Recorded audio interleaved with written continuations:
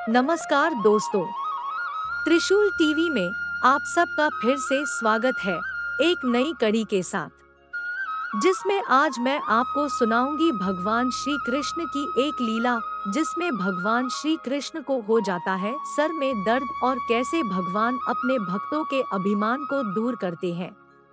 साथ ही आपसे निवेदन करूंगी कि चैनल को सब्सक्राइब और लाइक जरूर करें। तो चलिए शुरू करते हैं। राधा और कृष्ण के प्रेम के बारे में कौन नहीं जानता है। कहते हैं कि कृष्ण और राधा का विवाह नहीं हो पाया था, लेकिन दोनों में इतना प्रेम था कि आज भी दोनों का नाम एक साथ लिया जाता है। श्री कृष्ण का राधा के लिए प्रेम और राधा का श्री कृष्ण के लिए समर्पण देखते ही बनता था। शायद इसलिए अपने आप को सबसे बड़ा भक्त कहने वाले नारद मुनि को राधा से जलन होने लगी थी। यह बात श्री कृष्ण अच्छी तरह से जानते थे। एक दिन राधा के बारे में बात करने के लिए नारद मुनि श्री कृष्ण के पास आए। यह बात श्री कृष्ण को पता चल गई थी। जैसे ही नारद मुनि वहां पहुंचे, तो श्री कृष्ण उन्हें देखकर अपना सिर पकड़कर बैठ गए।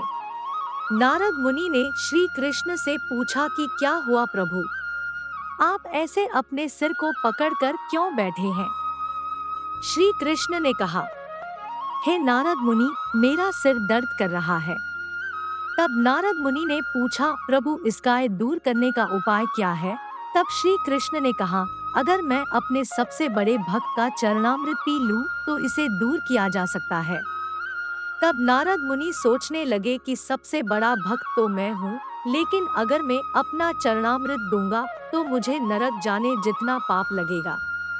मैं प्रभु को अपना चरणामृत नहीं दे सकता। कुछ देर सोचने के बाद उनके मन में राधा का विचार आया और वे सोचने लगे कि लोग राधा को भी तो श्री कृष्ण का सबसे बड़ा भक्त मानते हैं, इसलिए क्यों न उनके पास जाकर पूछा जाए। ऐसा सोचकर वह राधा के पास गए और उन्हें सारी बात बता दी।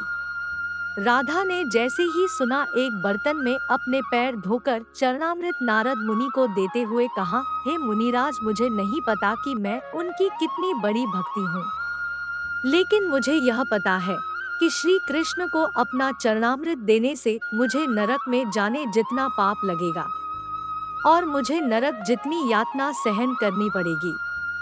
मुनिवर, वह सब मैं सहन कर सकती हूँ, लेकिन अपने स्वामी को पीड़ा में नहीं देख सकती। यह चरणामृत ले जाकर आप उन्हें दे दें। राधा की बात सुनकर नारद मुनि का सारा घमंड चूर चूर हो गया और उनको पता चल गया कि राधा ही सबसे बड़ी भक्त है और श्री कृष्ण ने यह लीला मुझे समझाने के लिए ही रची थी।